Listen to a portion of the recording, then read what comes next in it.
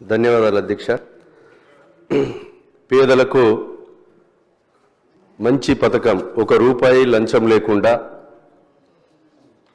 అకౌంట్లో బేస్మెంట్ కట్టగానే ₹1,00,000, లింటిల్ లెవెల్కు మరో 1,00,000, స్లాబ్ వేసుకుంటే 4 లక్షలు, పూర్తయితే 5 లక్షలు ఇవ్వడం, ఇది స్వతంత్రం వచ్చిన కాడి నుంచి ఒక మంచి నిర్ణయం.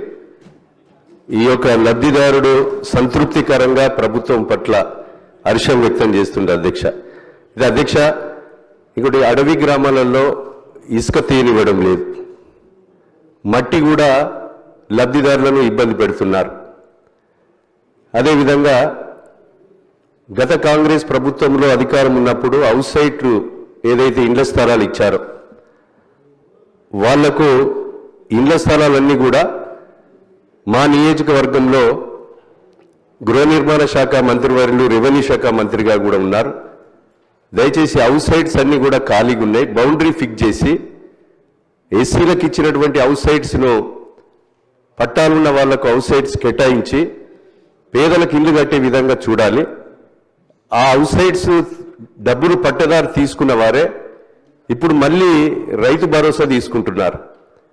కొంతమంది కోర్టుకు పోయి స్టే తెచ్చి పేదవాళ్లను ఇందిరమ్మ ఇండ్లు కట్టుకొని ఇవ్వడం లేదు. కనుక దయచేసి అది చిట్యాల గ్రామం మండల హెడ్ క్వార్టర్లో 5 ఎకరాల భూమిలో దళితులు కట్టుకోవడానికి చాలా ఇబ్బంది పెడుతున్నారు. మరి గృహ నిర్మాణ శాఖ మంత్రివర్యులు దీన్ని జోక్యం తీసుకొని కలెక్టర్ గారి దృష్టికి కూడా మేము తీసుకెళ్లాం. ప్రభుత్వ పరంగా వెకేట్ చేయించి పేదవాళ్లకు కేటాయించినటువంటి హౌస్ సైట్స్ అన్ని కూడా అలాట్ చేయించవలసిందిగా నేను విజ్ఞప్తి చేస్తూ, ఎవరైతే మనము స్లాబ్లో ఉన్నటువంటి ఇండ్లు కిరాయికుండి వాళ్లకు L3లో పడి వాళ్ళ బేస్మెంట్ మళ్ళీ వాళ్ళ సొంత స్థలంలో బేస్మెంట్ కట్టుకున్న వాళ్ళకి బిల్లులు నియోజకవర్గంలో 63 పెండింగ్ ఉన్నాయి. దయచేసి మంత్రి గారు మరి అవి క్లియర్ చేయవలసిందిగా కోరుతున్నాం. అదేవిధంగా ఇల్లు మంజూరైన తర్వాత ఫోటో క్యాప్చర్ కాకముందు ఆ సైజుతో బేస్మెంట్లు కట్టుకున్నారు, వాళ్ళ బిల్లులు కూడా ఆగినాయి.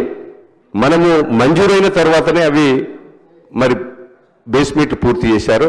అవి కూడా ఒక 55 ఇళ్లకు బిల్లులు ఇప్పించవలసిందిగా కోరుతూ, 1 ఫీటు 2 ఫీట్లు 460 గజాలకు 500కు ఒక గజము 2 గజాలు ఎక్కువ కట్టుకున్న వాళ్ళను కూడా కన్సిడర్ చేసే విధంగా మరి ప్రభుత్వము అనుమతి ఇవ్వవలసిందిగా మీకు ఈ ద్వారా విజ్ఞప్తి చేస్తూ, ఈ ఇండ్ల స్కీమ్ గిరిజనులు కూడా మా దగ్గర ఎక్కువ ఉన్నారు అధ్యక్ష. దయచేసి మంత్రి గారు